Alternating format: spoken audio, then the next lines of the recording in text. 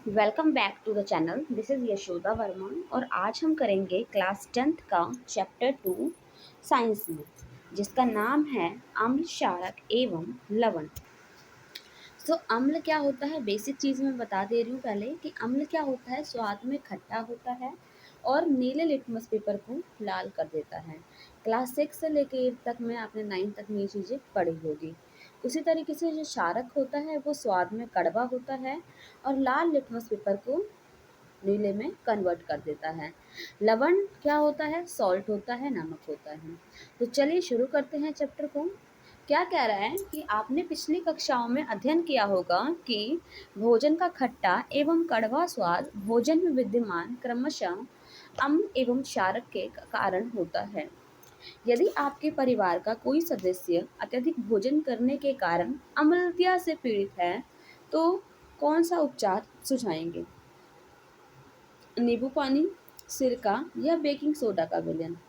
उपचार बताते समय आप किस गुणधर्म का ध्यान रखेंगे? आप जानते हैं कि अम्ल एवं क्षारक एक दूसरे के प्रभाव को समाप्त करते हैं। आपने अवश्य ही इसी जानकारी का उपयोग किया होगा।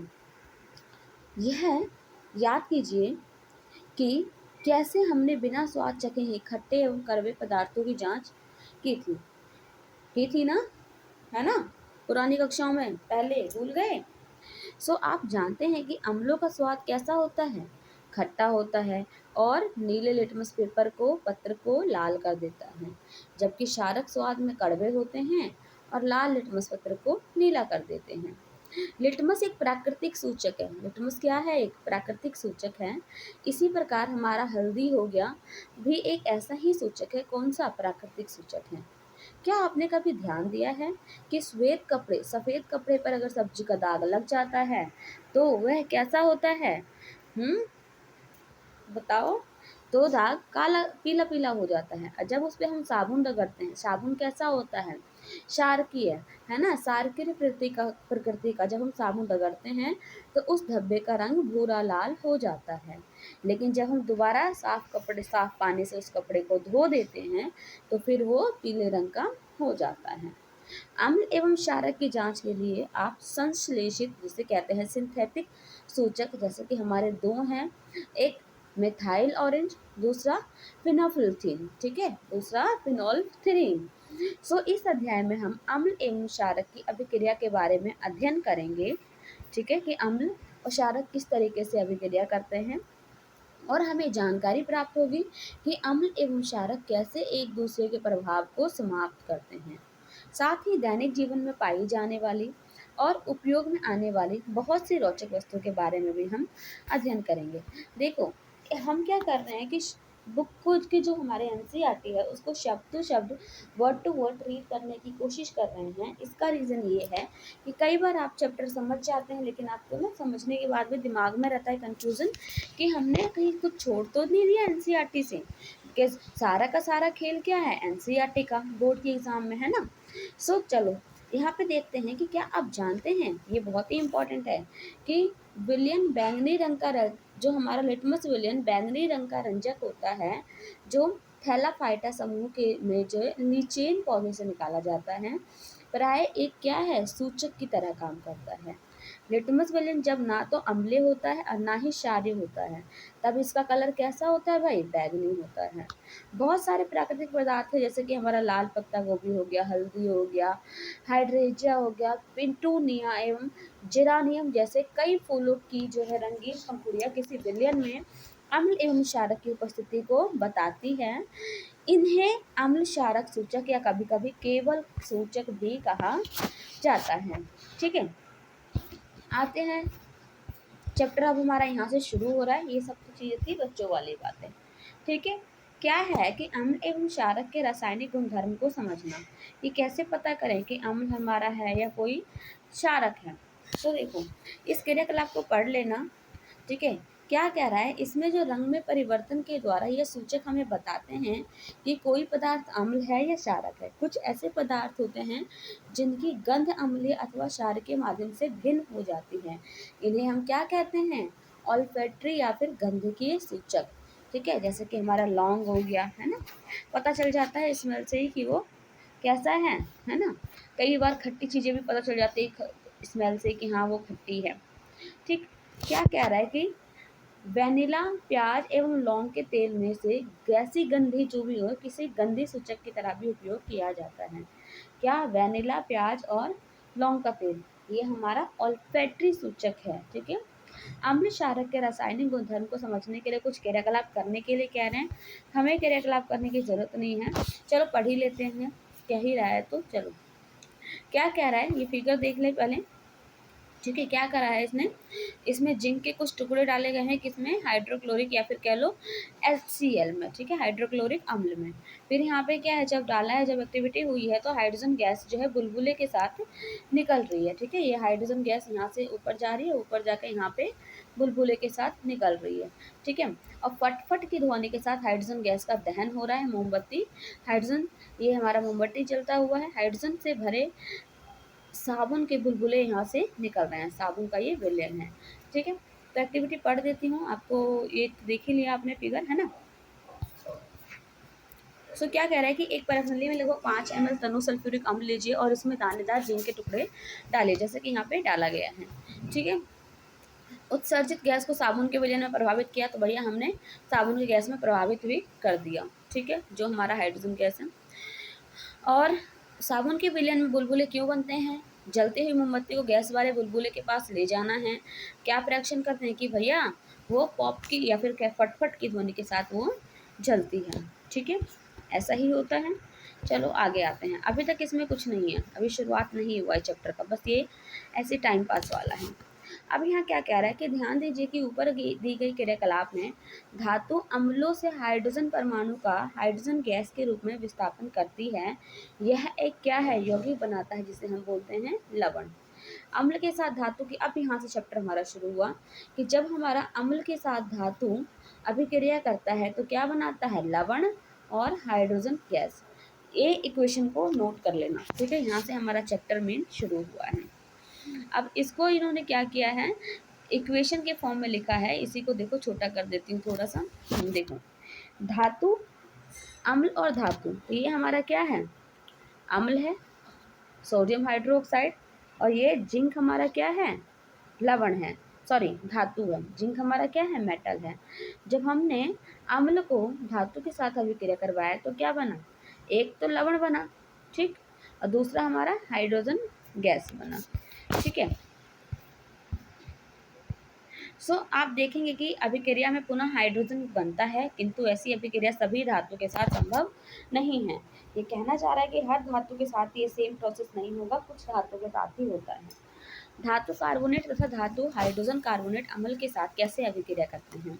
तो देखो, धातु कार्बोनेट हो या धातु हाइड्रोजन कार्बोनेट हो, अम्ल के साथ दोनों सेम अभिक्रिया करती है। जैसे कि यहाँ देखो, यहाँ पे सोडियम कार्बोनेट है। ठीक है, सोडियम कार्बोनेट को हमने क्या किया, अम्ल के साथ अभिक्रिया करवाया, HCl के साथ अभिक्रिया करवाया, तो हमारा सोडियम क्लोराइड, वाटर और CO2 बना। ठीक है, अब हमारा क्या है, सोडियम हाइड्रोक्रोकार्बोनेट। ठीक है, ये हमारा धातु कार्बोनेट हो गया, सोडियम कार्बोनेट। ये धातु hydrogen carbonate, sodium hydrogen carbonate को हम HCl के साथ अभिक्रिया करवाते हैं तो हमारा NaCl, सोडियम क्लोराइड, वाटर और CO2 बनता है। मतलब कि क्या है कि चाहे हम धातु को कार्बोनेट के साथ अभिक्रिया करवाए, चाहे हाइड्रोजन कार्बोनेट के साथ अभिक्रिया करवाए, हमें क्या मिलेगा, कार्बन डाइऑक्साइड, जल और धातु मिलेगा। ठीक है,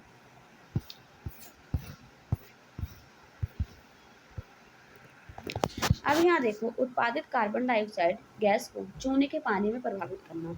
अब जो हमारा CO2 निकला उसको चूने के पानी में कह रहा है कि डालो, तो क्या होता है, ये हमारा क्या, चूने का पानी, कैल्शियम हाइड्रोक्साइड में हमने क्या किया, CO2 को डाला, तो हमारा क्या बना, श्वेत अपक्षय या कैल्शियम कार्बोनेट। ठीक है, और साथ ही साथ हमारा वाटर बना। अगर हम क्या करें, अत्यधिक मात्रा में CO2 प्रभावित करने पर निम्न अभिक्रिया होती है। मान लो ये हमारे पास क्या बना, कैल्शियम कार्बोनेट, तो हमने क्या किया, कैल्शियम कार्बोनेट में दोबारा हमने कार्बन डाइऑक्साइड से अभिक्रिया करवाया, तो क्या हो गया, जल में विलयशील हमारा एक लवण बना। ठीक है, कैल्शियम हाइड्रोकार्बोनेट। यहाँ देखो, चूना पत्थर जिसे हम बोलते हैं लाइमस्टोन, खड़िया, चौक, एवं संगमरमर हमारा मार्बल कैल्शियम कार्बोनेट के विविध रूप हैं। ये सारे के सारे क्या हैं? कैल्शियम कार्बोनेट के अलग अलग रूप हैं। सभी धातु कार्बोनेट एवं हाइड्रोजन कार्बोनेट अम्ल के साथ अभिक्रिया करके संगत लवण एवं कार्बन डाइऑक्साइड एवं जल बनाते हैं। यही चीज़ तो मैंने अभी ऊपर बताया था कि चाहे वो धातु कार्बोनेट हो चाहे हाइड्रोजन कार्बोनेट हो, जब हम उसे अम्ल के साथ अभिक्रिया करवाते हैं तो वो लवण, कार्बन डाइऑक्साइड और जल बनाता है। ये दूसरा इक्वेशन है, नोट करने लायक। एग्जाम्पल जो ये ऊपर दिए हुए थे वो करने हैं, इसके पीछे भी 2 एग्जाम्पल थे वो नोट करने हैं इसके साथ। अब देखो अम्ल एवं क्षारक परस्पर कैसे अभिक्रिया करते हैं। इसमें भी बस एक फॉर्मूला नोट करने की ज़रूरत है। यहाँ पर देखो डायरेक्ट यहाँ आ जाओ। क्या है? सोडियम हाइड्रोक्साइड को हमने HCl के साथ, सोडियम हाइड्रोक्साइड हमारा धातु है जो एक क्षारक है, HCl हमारा क्या है? अम्ल है। जब हमने इन दोनों को अभिक्रिया करवाया तो हमारा बना सोडियम क्लोराइड और H2 जल बना। क्या कह रहा है कि अम्ल एवं क्षारक की अभिक्रिया के परिणाम स्वरूप लवण एवं जल प्राप्त होते हैं। इसे हम उदासीनीकरण अभिक्रिया कहते हैं। उदासीनीकरण अभिक्रिया क्या है? जो अम्ल और क्षारक अभिक्रिया करते हैं तो हमें लवण और जल प्राप्त होता है, इसे हम उदासीनीकरण अभिक्रिया कहते हैं। और उसका एग्जाम्पल तुम ये नोट कर सकते हो साथ में। सामान्यतः उदासीनीकरण अभिक्रिया को इस प्रकार भी लिख सकते हैं कि भैया क्षारक, अम्ल और बना हमारा क्या? लवण और जल। ये हमारा हिंदी में सॉल्यूशन, इसका एग्जाम्पल ये लिख सकते हो। ठीक है, आगे आ जाओ। क्या कह रहा है कि अम्लों के साथ धात्विक ऑक्साइडों की अभिक्रिया। अब हम क्या कह रहे हैं कि अम्ल के साथ ना हम धातु के ऑक्साइड की अभिक्रिया करवाएंगे। अभी तक हम क्या करते हैं? अम्ल क्षारक की अभिक्रिया करवाई, अम्ल और धातु की अभिक्रिया करवाई, और अब हम करेंगे अम्ल और धातु के ऑक्साइड की अभिक्रिया। तो देखो, जब हम धातु के ऑक्साइड को अम्ल के साथ अभिक्रिया करवाएंगे तो भी हमारा क्या? लवण और जल ही प्राप्त होगा। जैसे कि हमने क्या किया था? कार्बोहाइड्रेट या हाइड्रोजन कार्बोहाइड्रेट की अभिक्रिया करवाया था तो हमें लवण और CO2 ही मिला था। उसी तरीके से अब धातु को अम्ल के साथ अभिक्रिया करवाओ या फिर धातु के ऑक्साइड को अम्ल के साथ अभिक्रिया करवाओ, हमें क्या मिलेगा? लवण और जल ही प्राप्त होगा। आई होप कि यहाँ तक चीजें क्लियर हो गई हों। क्षारक एवं अम्ल की अभिक्रिया के समान ही धात्विक ऑक्साइड अम्ल के साथ अभिक्रिया करके लवण एवं जल प्रदान करते हैं, अतः धात्विक ऑक्साइड को क्षारकीय ऑक्साइड भी कहा जाता है। यहाँ एक और पॉइंट है नोट करने लायक कि क्षारकीय ऑक्साइड किसे कहते हैं? तो भैया धात्विक ऑक्साइड को ही हम बोलते हैं क्षारकीय ऑक्साइड। अब क्या कह रहा है कि क्षारक के साथ अधात्विक ऑक्साइड की अभिक्रिया। अब करवाएंगे हम क्षारक के साथ अधात्विक ऑक्साइड की अभिक्रिया। तो आपने कार्बन डाइऑक्साइड एवं कैल्शियम हाइड्रोक्साइड, जिसे चूने का पानी कहा जाता है, के बीच अभिक्रिया देखी। कैल्शियम हाइड्रोक्साइड क्या है? एक क्षारक है। कार्बन डाइऑक्साइड के साथ अभिक्रिया करके लवण एवं जल का निर्माण कर रहा था, ऊपर देखा था हमने। चूंकि यह क्षारक एवं अम्ल के बीच होने वाली अभिक्रिया के समान ही है, अतः हम निष्कर्ष निकालते हैं कि अधात्विक ऑक्साइड अम्लीय प्रकृति का है। देखो, मैं शॉर्टकट बताती हूँ कि जो हमारा धातु होता है, सभी धातु, मोस्टली धातु जो होता है हमारा, वो क्या होता है? क्षारकीय प्रकृति का होता है। ठीक है, क्षारकीय प्रकृति का होता है। वही हमारा आधातु जो होता है, आधातु, ज्यादातर आधातु, अधिकतर आधातु क्या होता है? अम्लीय प्रकृति का होता है। यही चीज ये कहना चाह रहा है। यहाँ लिख देती हूँ अम्लीय। ठीक है, अम्लीय प्रकृति का होता है। ठीक है,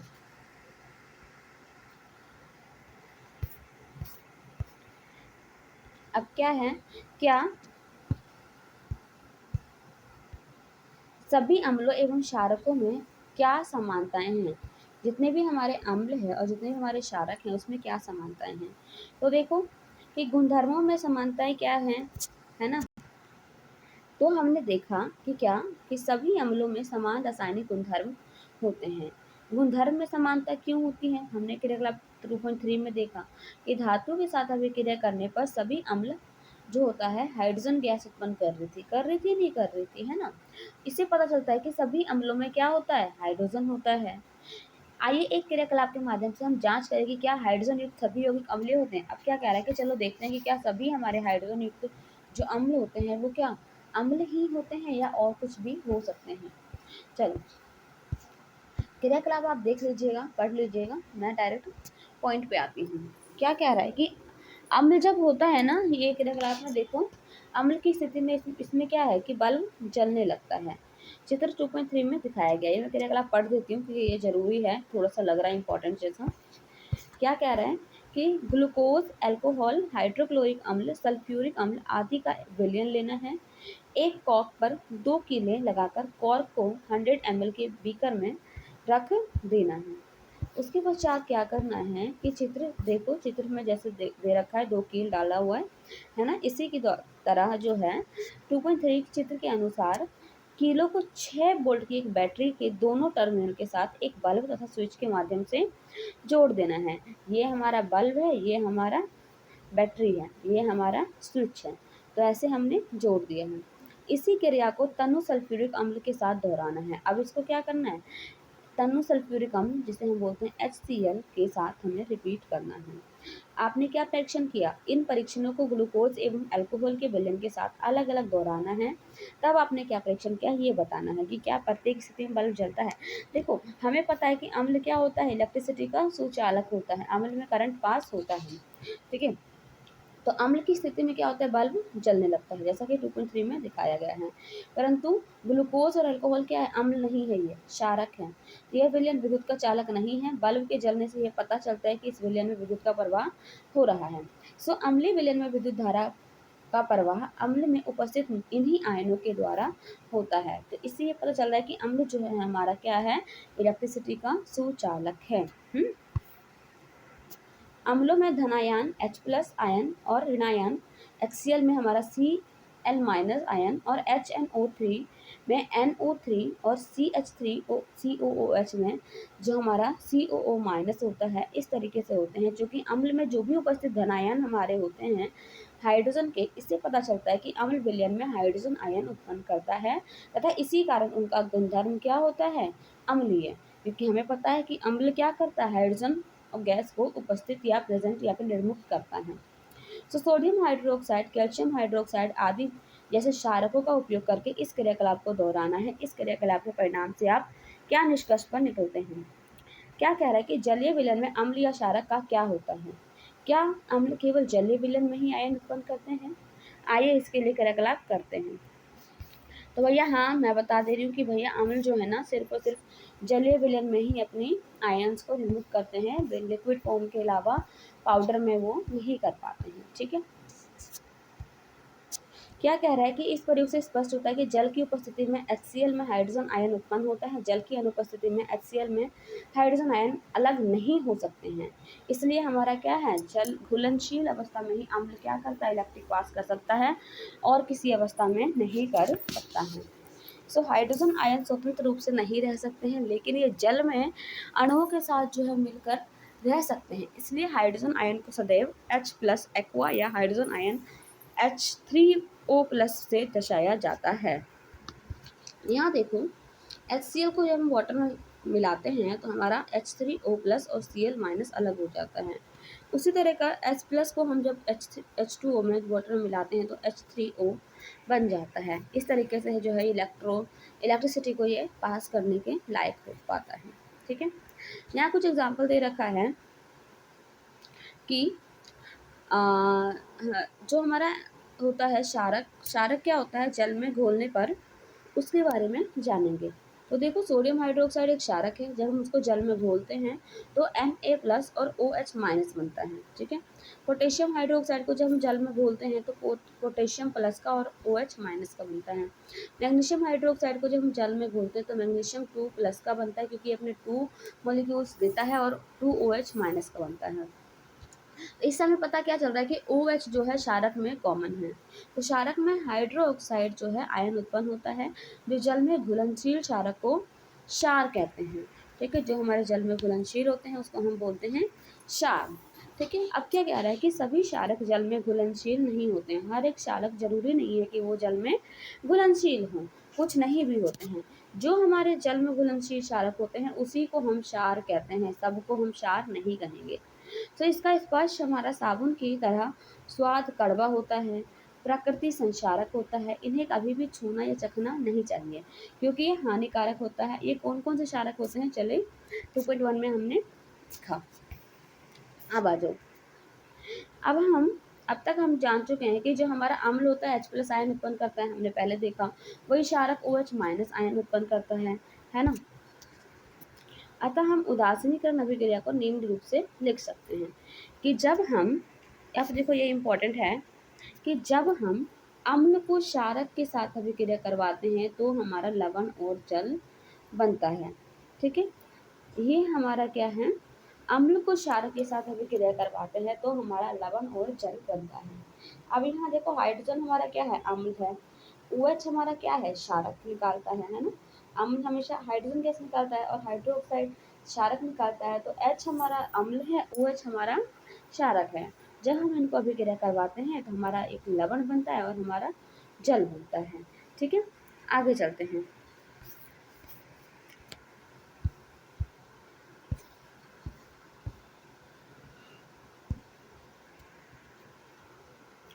जल में अम्ल या क्षारक के घुलने की प्रक्रिया अत्यंत ही ऊष्माक्षेपी होती है, मतलब कि बहुत ज़्यादा हीट उत्पन्न करती है। जल में सांद्र नाइट्रिक अम्ल या सल्फ्यूरिक अम्ल को मिलाते समय अत्यंत सावधानी रखनी चाहिए। अम्ल को सदैव धीरे धीरे तथा जल को लगातार हिलाते हुए जल में मिलाना चाहिए। अब क्या कह रहा है कि हमें ना सदैव अम्ल को जल में मिलाना चाहिए। ठीक है, अम्ल को जल में मिलाना चाहिए, ना कि जल को अम्ल में मिलाना चाहिए। ठीक है, अम्ल को जल में मिलाना चाहिए, ना कि जल को अम्ल में मिलाना चाहिए। ऐसा क्यों है, क्योंकि अगर हम जल को अम्ल में मिलाएंगे तो हो सकता है वो बर्तन हीट हो जाए, टूट जाए, हमें चोट लगे, है ना, ब्लास्ट हो जाए, ऐसा। ठीक है, इसीलिए हमें क्या करना है, धीरे धीरे अम्ल को जल में धीरे धीरे घोलते हुए मिलाना है, हिलाते हुए मिलाना है। क्या कह रहा है कि सांद्र अम्ल में जल मिलाने पर उत्पन्न हुई ऊष्मा के कारण मिश्रण अस्फलित होकर बाहर आ सकता है, मतलब कि बाहर उड़ भी सकता है तथा आप जल सकते हैं। ठीक है, साथ ही अत्यधिक स्थानीय ताप के कारण प्रयोग में उपयोग किया जा रहा कांच का पात्र भी क्या करता है, टूट सकता है। जो हमारा सांद्र सल्फ्यूरिक अम्ल के कैन या डिब्बा या सोडियम हाइड्रोक्साइड की बोतल पर चेतावनी के चिन्ह दिखे रहते हैं। ठीक है, आप उसे ध्यान से देख कर ही यूज करिएगा। मतलब क्या है कि ये इनडायरेक्टली कहना चाह रहा है कि हमें हमेशा क्या है, अम्ल को जल में घोलना है, जल को अम्ल में घोलने का प्रयास नहीं करना है। अगर हम ऐसा करते हैं तो हो सकता है हमारा जो कंटेनर है वो टूट जाए, हो सकता है वो ब्लास्ट हो जाए, हो सकता है कि ऊपर से निकल के हमें जला सकता है। ठीक है, देखो जल में अम्लीय क्षारक मिलाने पर आयन की सांद्रता H3O+ या फिर OH- के प्रति इकाई आयन में कमी हो जाती है। इस प्रक्रिया को हम क्या बोलते हैं, तनुकरण कहते हैं। अम्लीय क्षारक का तनुकृत होते हैं। ठीक है, अम्ल और क्षारक क्या है, या अम्ल या क्षारक तनुकृत होते हैं। अब देखो ये क्या कह रहा है कि अम्ल एवं क्षारक के विलयन कितने प्रबल होते हैं, उसके बारे में हम जानते हैं। हम जानते हैं कि अम्ल एवं क्षारक के सूचकों का उपयोग करके अम्ल एवं क्षारक में अंतर प्रदर्शित किया जा सकता है। जैसे कि हमने पहले पढ़ा है कि अम्ल हमेशा क्या H+ आयन और क्षार हमें OH- आयन देते हैं। ठीक है, तनुकरण के बारे में हमने पढ़ा है। क्या हम किसी विलयन में उपस्थित आयन की संख्या जान सकते हैं? क्या हम ज्ञात कर सकते हैं कि विलयन में अम्ल एवं क्षारक कितना प्रबल है, मतलब कितना ज़्यादा स्ट्रॉन्ग है, कितना ज़्यादा वीक है, इसके बारे में हमें जानना है। तो चलिए शुरू करें। इसके लिए एक होता है, ये सब फालतू की चीज़ें हैं, मैं आपको डायरेक्ट पॉइंट पे लेके चलती हूँ। कितना ज़्यादा स्ट्रॉन्ग है, कितना ज़्यादा वीक है, ये हमें पता चलता है pH स्केल के द्वारा। ठीक है, ये हमारा इम्पोर्टेंट है कि देखो क्या है, ये हमारा pH स्केल है। pH स्केल में क्या होता है, ऑरेंज कलर से शुरू होता है, then light orange, then green, yellow, blue और डार्क ब्लू होता है। ठीक है, इसमें 0 से लेके 14 तक क्या होते हैं, नंबर्स होते हैं। और 7 जहाँ पर होता है ये हमारा उदासीन होता है। यहाँ पर क्या होता है, वीक कह लो क्षार होता है और वीक अम्ल होता है, मतलब कि दोनों एक दूसरे को क्या करते हैं, नलीफाई कर देते हैं, मतलब कि ये उदासीन होते हैं। ठीक है, अब जैसे जैसे ये नंबर 7 से लेके 14 की ओर बढ़ता जाता है, वैसे वैसे इसमें क्या है, क्षारकता बढ़ती जाती है। ठीक है, उसी के अपोजिट अगर ये 7 से 1 की ओर चलता जाता है या 0 की ओर चलता जाता है तो इसमें अम्ल अम्ल की जो है मात्रा बढ़ती जाती है। ओके, सो यहाँ पर कुछ चीज़ों की वैल्यू दे रखी है, जैसे कि जठर रस है उसका जो है 1.2 माप होता है, नींबू का रस का 2.2 होता है, जो हमारा शुद्ध जल होता है उसका माप 7.4 होता है, मतलब कि कहीं ना कहीं अम्ल से थोड़ा सा क्षार की ओर जाता है। मिल्क ऑफ मैग्नीशिया का 10 होता है और सोडियम हाइड्रोक्लोरिक या हाइड्रोक्साइड का विलयन का क्या होता है 14 होता है, मतलब कि ये क्षार होता है। अब आ जाओ नेक्स्ट पेज पे। नेक्स्ट पेज पे क्या है कि अम्ल तथा क्षारक की शक्ति विलयन जल में क्रमशः H+ आयन और OH- आयन की सांद्रता पर या फिर कह लो संख्या पर निर्भर करती है। यदि हम समान सांद्रता के हाइड्रोक्लोरिक अम्ल और एसिटिक अम्ल जैसे कि 1 मोलर का विलयन में लेते हैं तो वे विभिन्न मात्रा में हाइड्रोजन आयन उत्पन्न करेंगे। अधिक संख्या में हाइड्रोजन आयन उत्पन्न करने वाले अम्ल प्रबल अम्ल कहलाते हैं, जबकि कम संख्या में जो हाइड्रोजन आयन पर उत्पन्न करते हैं उसे हम बोलते हैं दुर्बल अम्ल। उसी प्रकार से अपोजिट देख लो, जो ज़्यादा मात्रा में OH- उत्पन्न करेगा वो हमारा क्या होगा प्रबल क्षार, और जो कम मात्रा में करेगा वो वीक कह लो या दुर्बल कह लो क्षार। ठीक है, आगे चलते हैं।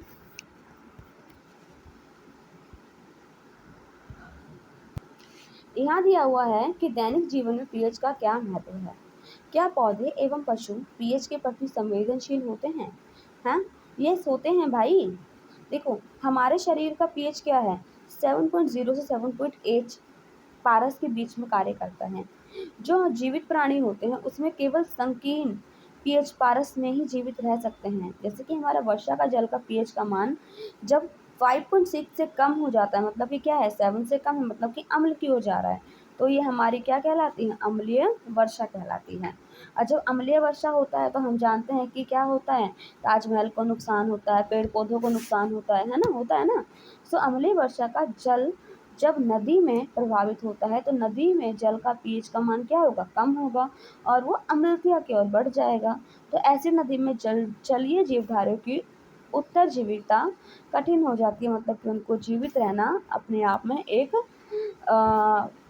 और समझ लो बहुत ही दिक्कत वाली बातें हो जाती है, बहुत परेशानी वाली बात हो जाती है। सो दूसरे ग्रहों में अम्ल का पदार्थ कैसा होता है, तो जैसे हमारा शुक्र हो गया, ठीक है, शुक्र कह लो या वेनस कहते हैं का वायुमंडलीय सल्फ्यूरिक अम्ल के मोटे श्वेत एवं पीले बादलों से बना होता है। क्या आपको लगता है कि यहाँ पे जीवन संभव होगा? ऑफकोर्स नहीं होगा, है ना, क्योंकि 7 से 7.4 के बीच में ही हम रह सकते हैं। अगर अम्ल की ओर ज़्यादा जाते हैं तो हम जीवित नहीं रह सकते हैं। ठीक, अब यहाँ पे देखो बहुत ही इजी है, बचा कुछ नहीं बचा इसमें। अब हमें बस थोड़ा अपने आसपास के माहौल के बारे में जानकारी हासिल करनी है कि आपके बगीचे में मिट्टी का पीएच क्या होगा। तो क्या करोगे भैया, मिट्टी लोगे, उसको चेक करोगे, है ना, चेक करके पता लगाओगे कि क्या पीएच ठीक है। अगर पीएच लेवल ठीक होगा तो तुम वहाँ पे पौधे उग सकते हैं, अदरवाइज वहाँ पर पौधा उगाना अपने आप में बहुत ही परेशानी वाली बात है। अब देखो हमारा पाचन तंत्र में पीएच का लेवल क्या होना चाहिए, जब किस लेवल पे हमारा खाना पचता है। क्यों कहते हैं कि हमें एसिडिटी हो गई है, हमें नींबू पानी चाहिए, या कहीं ना कहीं क्षारकता बढ़ जाता होगा तभी तो हमें नींबू पानी की ज़रूरत होता होगा, सोडा वाटर की ज़रूरत होता है ना। सो ये अत्यंत रोचक बात है कि हमारा उधर जो है हाइड्रोक्लोरिक अम्ल उत्पन्न करता है। क्या करता है उत्पन्न? HCl, HCl, ठीक है। यह उदर को हानि पहुंचाए बिना भोजन के पाचन में सहायता करता है। क्या करता है? ये भोजन को पचाने का काम करता है। अपच की स्थिति में उदर अत्यधिक मात्रा में अम्ल उत्पन्न करता है। जब हमें अपच हो जाता है तो उसमें क्या होता है, अम्ल ज़्यादा उत्पन्न होने लगता है, इसलिए हमें अपच सा लगता है कि हमें पचा ही नहीं है, जिसके कारण उदर में क्या होता है, पेट में दर्द होता है, जलन का अनुभव होता है। सो इस दर्द से मुक्त के लिए हम क्या बोलते हैं, एंटासिड जैसे कि क्षारक का उपयोग करते हैं, है ना। इस अध्याय के आरंभ में हमने एक उपचार आपने अवश्य से जाया होगा कि जैसे कि एंटासिड अम्ल की अत्यधिक मात्रा को उदासीन करता है। इसके लिए मैग्नीशियम हाइड्रोक्साइड जैसे हम बोलते हैं मिल्क ऑफ मैग्नीशिया जैसे दुर्बल क्षारक का उपयोग किया जाता है ना, एसिडिटी में करते हैं ना यूज। अब आ जाओ पीएच में जो है परिवर्तन के कारण दंत का क्षय, कि हमारे दांतों कब खराब होना शुरू हो जाते हैं, हमारे दांत का पीएच कितना होना चाहिए, है ना। तो दांतों से खून निकलता है तो डॉक्टर सजेस्ट करते हैं आंवला खाओ, खट्टी चीज़ें खाओ, ऐसा क्यों करते हैं, तो चलो देखते हैं। मुंह के पीएच का मान कितना 5.5 से कम होने पर दांतों का क्षय प्रारंभ हो जाता है। मतलब ये 5.5 तक तो झेल सकता है, उससे कम हुआ तो हमारा दांत का क्षय होना निश्चित है। तो दांतों का एनेमल जो हमारा ऊपरी लेयर होता है दंतवल्क कैल्शियम हाइड्रो एक्सीएप्टाइड, ठीक है, जिसे हम बोलते हैं कैल्शियम फास्फेट का क्रिस्टल रूप से बना होता है, जो कि शरीर का सबसे कठोर कैलो हार्ड पदार्थ होता है। यह जल में नहीं घुलता है ना, अगर घुलता तो हमारे दांत पानी में घुल के हमारे पेट में चला जाता। लेकिन मुंह के पीएच का मान 5.5 से कम होने पर यह क्या होता है, संचारित होने लगता है, खराब होने लगता है। मुंह में उपस्थित जो भी हमारे बैक्टीरियाज होते हैं भोजन के पश्चात मुंह में अपशिष्ट शर्करा एवं खाद्य पदार्थों का न्यूनीकरण करके अम्ल का उत्पन्न करते हैं। भोजन के बाद मुंह साफ करने से इससे बचाव किया जा सकता है, इसीलिए कहते हैं कि खाना खाने के बाद और खाना खाने से पहले हमेशा ब्रश करना चाहिए या फिर कुल्ला करना चाहिए। तो मुंह की सफाई के लिए क्षारकीय दंतमंजन का उपयोग करने से अम्ल की अधिकता मात्रा को उदासीन किया जा सकता है, जिसके परिणाम स्वरूप दंत क्षय को रोका जा सकता है। तो हमने क्या जाना कि दंत का जो है ना, दांत का पीएच 5.5 से ऊपर होना चाहिए, नीचे नहीं होना चाहिए। अगर नीचे होता है तो हमारे दांतों का क्षय होना निश्चित है। और दांतों का क्षय को बचाने के लिए हमें क्या क्षार की चीज़ों का यूज़ करना चाहिए, है ना, ब्रश वगैरह करने के लिए। अब आ जाओ पौधों, पशुओं एवं पौधों का द्वारा उत्पन्न रसायनों से आत्मरक्षा, ठीक है, किस तरीके से करते हैं। अब देखो हमें कई बार चींटी काट लेती है, मधुमक्खी डंक मार देती है, तो हमें जलन होता है ना। घर वाले लोग बोलते हैं कि भैया लोहे को रगड़ो, है ना, कील रगड़ना है, लोहा रगड़ना है। ऐसा क्यों होता है, आखिर ऐसा क्यों होता है ना, ये जानने की कोशिश करते हैं। क्या कभी आपको मधुमक्खी ने डंक मारा है? यस नो, है ना, मारे होगा, किसी न किसी को मारा होगा। अगर आपको नहीं मारा तो किसी न किसी को मारा होगा। तो मधुमक्खी का डंक क्या होता है, एक अम्ल छोड़ता है। अम्ल छोड़ता है तो हमें क्या होता है, जलन होता है, दर्द होता है ना। डंक मारे गए अंग में हमें क्या बोला जाता है, बेकिंग सोडा या दुर्लभ क्षारक को उपयोग करने से आराम मिलता है। एक नेटल पौधा होता है, नेटल का डंक वाले मैथेनाइक अम्ल छोड़ जाते हैं, जिनके कारण जलन व दर्द होता है, ठीक है। तो क्या होता है कि जो हमारा ये अम्ल होता है उस अम्ल को ख़त्म करने के लिए क्षारक का उपयोग किया जाता है, जिससे हमें दर्द और जलन में आराम मिलता है। लोहा हम रगड़ते हैं, देखो नॉर्मल सी बात है कि हमारे आसपास में क्या बोला जाता है कि भैया अगर उसने मारा है डंक मधुमक्खी ने, तो अगर कोई लोहा हो या साबुन हो वो लगा लो। ऐसा क्यों करते हैं कि जो हमारा साबुन है वो भी क्षारक है, लोहा है वो भी हमारा मेटल है, वो मेटल हमारा क्या होता है, क्षारक होता है, ठीक। प्रकृति उदासीनीकरण के विकल्प देती है। अब देखो हमारा क्या है, नटल एक पौधा है, मैंने अभी बताया, एक शाकीय पौधा पे जो जंगल में उगता है, ठीक है। ये पौधा आप देख सकते हो, इसमें क्या होता है, छोटे छोटे डंकनुमा कांटे जैसे बाल होते हैं, ठीक है। जो जो हमें लग जाए तो हमें बिल्कुल दर्द होता है, डंक की तरह, जैसे कि सांप ने डंक मार दिया हो या कैसे किसी ने काट लिया हो। इन बालों में क्या होता है, मेथेनाइक अम्ल, ठीक है। मेथेनाइक अम्ल होता है जो हमारे शरीर में जाता है, इससे हमें क्या होता है, दर्द का फील होता है।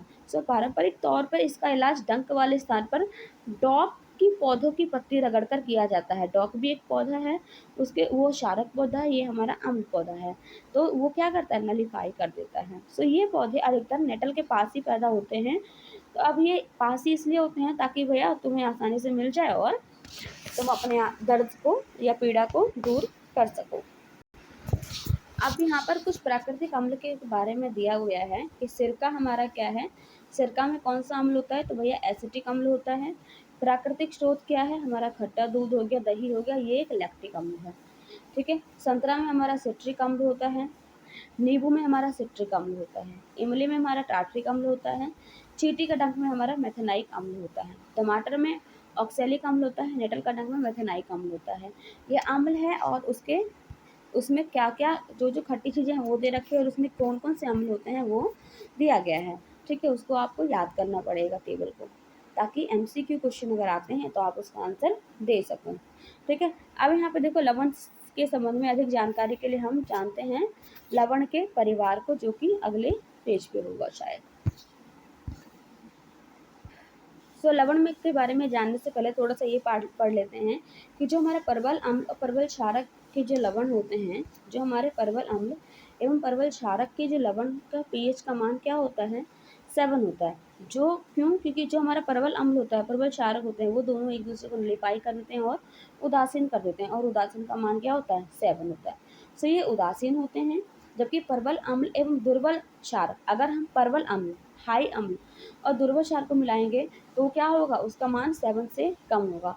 वही उसका ऑपोजिट, अगर क्षारक हमारा प्रबल होगा और अम्ल हमारा दुर्बल होगा तो उसका मान 7 से अधिक होगा। ये आप इजीली समझ सकते हैं, ठीक है, टेबल से भी समझ सकते हैं। अब देखो साधारण नमक के बारे में हम जानते हैं कि साधारण नमक से रसायन किस तरीके से जान पढ़ते हैं, ठीक है। हमने जानना है कि हाइड्रोक्लोरिक अम्ल एवं सोडियम हाइड्रोक्साइड के विलयन की अभिक्रिया से उत्पन्न लवण को हम बोलते हैं सोडियम क्लोराइड NaCl, ठीक है, जो कि हमारा खाने वाला नमक होता है। इसी लवण का हम अपने भोजन में उपयोग करते हैं। और ऊपर क्रियाकलाप में आपने देखा होगा ये एक उदासीनी लवण है, क्योंकि इसमें प्रबल अम्ल और प्रबल क्षारक होते हैं। जो हमारा समुद्री जल में कई प्रकार के लवण घुले होते हैं, इन लवणों से सोडियम क्लोराइड को अलग किया जाता है। विश्व के कई भागों में भी ठोस लवण का निक्षेप होता है, जैसे कि बड़े आकार के क्रिस्टल प्राय अपद्रव्यों के कारण भूरे रंग के होते हैं, जिसे हम बोलते हैं काला नमक। इसे खनिज नमक भी कहते हैं। ये खनिज नमक तब बने जब युगों के व्यतीत होने के साथ समुद्र का कोई हिस्सा सूख गया होगा और वो चट्टान में, पहाड़ों में कन्वर्ट हो गया होगा, ठीक है। तो हमारा खनिज नमक का खनन भी कोयले की तरह ही होता है, पहाड़ों की तरह, पहाड़ों से खोद खोद के तोड़ तोड़ के निकाला जाता है, ठीक है। आपने महात्मा गांधी के दांडी यात्रा के बारे में अवश्य ही सुना होगा। क्या आप जानते हैं कि हमारे स्वतंत्रता संग्राम में नमक का एक महत्वपूर्ण स्रोत था? यस या नो? हाँ भैया था। नमक कानून तो तोड़ा था गांधी जी ने, अपने आश्रम से लेके, हाँ, दांडी तक चले थे, है ना। चलो आ जाओ। साधारण नमक का रसायनों का कच्चा पदार्थ, ठीक है। जो हमारा साधारण नमक होता है वो रसायनों का कच्चा पदार्थ के रूप में यूज होता है। सो इस प्रकार प्राप्त साधारण नमक जो है हमारे दैनिक उपयोग में कई पदार्थ होते हैं, जैसे कि हमारा sodium hydroxide, baking soda, washing soda, विरंजन चूर्ण आदि के लिए एक महत्वपूर्ण कच्चा पदार्थ है। आइए देखते हैं कैसे एक पदार्थ का उपयोग विभिन्न पदार्थ को बनाने में किया जाता है। अब यहाँ देखो सोडियम हाइड्रोक्साइड, जो सोडियम क्लोराइड के जलीय विलयन लवण जल से विद्युत प्रभावित करने पर यह वियोजित होकर सोडियम हाइड्रोक्साइड उत्पन्न करता है। इस प्रक्रिया को हम क्लोर क्षार प्रक्रिया कहते हैं, क्योंकि इससे निर्मित उत्पाद जो हमारा क्लोरीन होता है या क्लोर होता है, एक सोडियम हाइड्रोक्साइड क्षार होते हैं, ठीक है। तो जो हमारा ये क्या है, सोडियम क्लोराइड को हम वाटर में मिक्स करते हैं तो हमारा सोडियम हाइड्रोक्साइड और क्लोरीन और H2O गैस निर्मित होती है। देखो क्लोरीन गैस एनोड पर, हमें पता है कि क्लोरीन 9th में भी हमने पढ़ा था, क्लोरीन एनोड पे बनता है हमेशा, और हाइड्रोजन गैस कहाँ? कैथोड पर मुक्त होती है। सो कैथोड पर सोडियम हाइड्रोक्साइड विलयन का निर्माण भी होता है। इस प्रक्रिया से उत्पन्न हुए तीनों उत्पाद उपयोग में लाए जाते हैं। यहाँ यहाँ दे रखा है कि जो हमारा क्लोरीन निकलता है उसका कहाँ यूज़ होता है? जल की स्वच्छता में, स्विमिंग पूल को साफ करने में, पीवीसी में, रोगाणुनाशक में, CFC में, कीटनाशक में, ठीक है। जो हमारा H2O निकलता है उसका यूज़ होता है ईंधन बनाने में, मार्गरीन, खाद के लिए अमोनिया वगैरह बनाने में होता है। यहाँ जो है नमक का घोल हमें प्राप्त डाल रहे हैं, ये जो हमारा यहाँ पर देखो, जो हमारा नमक का घोल है NaOH है, इस ये क्या है? धातुओं से ग्रीज हटाने के लिए, साबुन तथा अपमार्जक या कागज बनाने के लिए, कृत्रिम फाइबर बनाने के लिए इसका उपयोग होता है, ठीक है। आते हैं नेक्स्ट स्लाइड पे, बस चैप्टर खत्म ही होने वाला है। ये विरंजन चूर्ण क्या है? सो विरंजन चूर्ण क्या है कि जलीय सोडियम क्लोराइड के विद्युत अपघटक से क्लोरीन का निर्माण होता है। इस क्लोरीन गैस का उपयोग विरंजन चूर्ण के उत्पादन के लिए किया जाता है। शुष्क बुझा हुआ चूना जो कैल्शियम हाइड्रोक्साइड पर क्लोरीन की क्रिया से विरंजन चूर्ण का निर्माण होता है। विरंजन चूर्ण को हम कैल्शियम क्लोराइड भी कहते हैं, यद्यपि वास्तविक संगठन काफ़ी जटिल है। तो हमने क्या किया? कैल्शियम हाइड्रोक्साइड को क्लोरीन के साथ अभिक्रिया करवाया तो हमारा ये विरंजन चूर्ण प्राप्त हुआ, वाटर और कैल्शियम क्लोराइड प्राप्त हुआ, ठीक है। विरंजन चूर्ण का उपयोग कहाँ होता है? बस वो जान लो। इसका यूज होता है वस्त्र के उद्योग में सूती एवं लिनेन के विरंजन के लिए, कागज की फैक्ट्री में, लकड़ी की मज्जा एवं लॉन्ड्री में साफ सफाई, कपड़ों के विरंजन के लिए किया जाता है। कई रासायनिक उद्योग में एक उपचायक के रूप में किया जाता है और पीने वाले पानी या जल को जीवाणु से मुक्त करने के लिए यूज किया जाता है क्लोरीन की गोलियां मिला करके। बेकिंग सोडा का जानते हैं कि बेकिंग सोडा का उपयोग कहाँ होता है? आमतौर पे रसोई घर में हम खाना बनाने के लिए, स्वादिष्ट खट्टा पकौड़े बनाने के लिए किया जाता है। कभी-कभी इसका उपयोग खाने को जल्दी पकाने के लिए भी करते हैं। इस यौगिक का रासायनिक नाम क्या है? सोडियम हाइड्रोजन कार्बोनेट, है ना? इसको बनाने में क्या होता है? सोडियम क्लोरीन की ज़रूरत होती है, वाटर और कार्बन डाइऑक्साइड और अमोनिया को, ठीक है? तो हमारा अमोनियम क्लोराइड बनता है और सोडियम कार्बोनेट बनता है, ठीक है? अब यहाँ देखो, तो सोडियम हाइड्रोकार्बोनेट को जब हम ऊष्मा देते हैं तो हमारा क्या सोडियम कार्बोनेट बन जाता है, वाटर और CO2 अलग हो जाता है। सोडियम कार्बोनेट का उपयोग हमारे घर में अनेक प्रकार से किया जाता है। किस किस में होता है?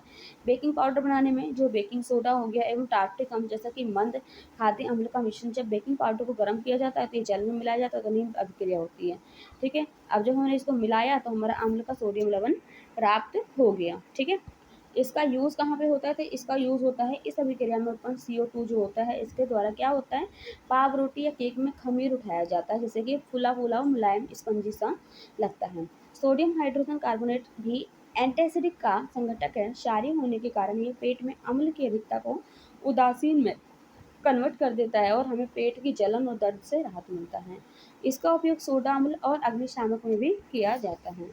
अब धोने के सोडा का देख लेते हैं कि धोने का सोडा का उपयोग क्या है, या अन्य रासायनिक नाम क्या है, कि जिसे हम सोडियम क्लोराइड से प्राप्त करते हैं, जैसे कि आप ऊपर देख चुके हैं, और गर्म करने पर सोडियम कार्बोनेट प्राप्त किया जाता है। सोडियम कार्बोनेट से पुनः हमारा क्या क्रिस्टलीकरण होता है और धोने का सोडा प्राप्त होता है। धोने का सोडा ये रहा, सोडियम कार्बोनेट को हम जल में मिला रहे हैं, सोडियम कार्बोनेट, और हमारा इस तरीके से प्राप्त हो रहा है। इसका उपयोग क्या है? धोने के सोडे का उपयोग, सोडियम कार्बोनेट का उपयोग कांच, साबुन एवं कागज उद्योग में किया जाता है। इसका उपयोग बोरेक्स जैसे सोडियम यौगिक के उत्पादन में किया जाता है। सोडियम कार्बोनेट का उपयोग घर में साफ सफाई में किया जाता है। जल की स्थायी कठोरता को, जैसे कि धब्बेदार को हटाने के लिए किया जाता है। क्या लवण के क्रिस्टल वास्तव में शुष्क होते हैं? तो इसका आंसर ये रहा, तो उसका आंसर ये रहा कि देखो, शुष्क दिखने वाला कॉपर सल्फेट क्रिस्टल में क्रिस्टल का जल होता है, ठीक है? क्या होता है? क्रिस्टल का जल होता है। जब हम क्रिस्टल को गर्म करते हैं तो ये जल हट जाता है और लवण का रंग फिर हो जाता है सफेद रंग का। यदि आप क्रिस्टल को पुनः जल में भिगोते हैं तो क्रिस्टल का रंग कैसा हो जाता है? नीला आ जाता है वापस से। लवण के इस सूत्र के इकाई में जल के निश्चित अणुओं की संख्या को क्रिस्टल जल कहा जाता है, ठीक है? एक मात्रा में जल होता है निर्मित। कॉपर सल्फेट की एक सूत्र इकाई में जल के 5 अणु उपस्थित होते हैं। एक सूत्र इकाई में जल के 5 अणु उपस्थित होते हैं, ठीक है? जल हमारा 5 यूनिट उपस्थित है। तो क्या आप बता सकते हैं कि ये एक आर्द्र है या नहीं है? तो भैया हाँ, ये एक आर्द्र है। जिप्सम एक अन्य लवण है जिसमें जो हमारा क्रिस्टल का जल होता है, इसमें क्रिस्टल के जल के 2 अणु होते हैं। इसका रासायनिक सूत्र ये रहा। इसमें क्या है? 2 अणु जल के होते हैं। मतलब कि ये बेशक ये सूखे हैं लेकिन ये जल इसमें प्रेजेंट होता है। एक देख लो प्लास्टर ऑफ पेरिस, ठीक है? प्लास्टर ऑफ पेरिस वही है जो हमारे घर में सफेदी कराने में यूज़ होता है, डॉक्टर लोग प्लास्टर करने में यूज़ करते हैं, ठीक है? जो मूर्तिकार होते हैं, मूर्तियाँ बनाने में इसका यूज़ करते हैं। देखो, जिप्सम को जब हम 373 केल्विन पर गर्म करने पर यह जल के अणुओं को त्याग देता है और कैल्शियम सल्फेट अर्ध हाइड्रेट या हेमी हाइड्रेट बनाता है। मतलब कि इसमें आधा लवण होते हैं जल का। इसे हम बोलते हैं प्लास्टर ऑफ पेरिस या फिर POP। इस पदार्थ का उपयोग डॉक्टर टूटी हुई हड्डी को सही जगह पर स्थिर करने के लिए करते हैं। प्लास्टर ऑफ पेरिस एक सफ़ेद चूर्ण है जो जल में मिलाने पर यह पुनः जिप्सम या कठोर ठोस पदार्थ देता है, ठीक है? ये इसका दे रखा है कि हमने क्या किया, इसको जल में मिलाया, डेढ़ जल में एक और आधा जल के मॉलिक्यूल मिलाया तो हमारे द्वारा से जिप्सम प्राप्त हो गया। ध्यान देना है कि जल का केवल आधा अणु क्रिस्टल के जल के रूप में जुड़ा होता है। जल का आधा अणु कैसे प्राप्त होता है? कैल्शियम सल्फेट का कोई 2 इकाई सूत्र जल के एक अणु के साथ मिलाया जाता है तो दोनों में क्या होता है? आधा आधा हो जाता है। तो प्लास्टर ऑफ पेरिस का उपयोग खिलौना बनाने, सजावट का सामान एवं सतह को चिकना बनाने में किया जाता है। पता करें कि कैल्शियम सल्फेट अर्ध हाइड्रेट को प्लास्टर ऑफ पेरिस क्यों कहा जाता है? क्योंकि उसमें आधा क्रिस्टल होता है जल का, ठीक है? इसी के साथ हमारा ये चैप्टर बुक से खत्म हो गया है। अब हम करेंगे नेक्स्ट चैप्टर नेक्स्ट वीडियो में। अगर वीडियो अच्छी लगी है तो वीडियो को लाइक करें, चैनल को सब्सक्राइब करें और ज़्यादा से ज़्यादा लोगों को शेयर करें। और कुछ इम्प्रूवमेंट करना है तो आप मुझे कमेंट बॉक्स में कमेंट कर सकते हैं। मिलते हैं नेक्स्ट वीडियो में। Till then have a nice day. Thanks for watching the video.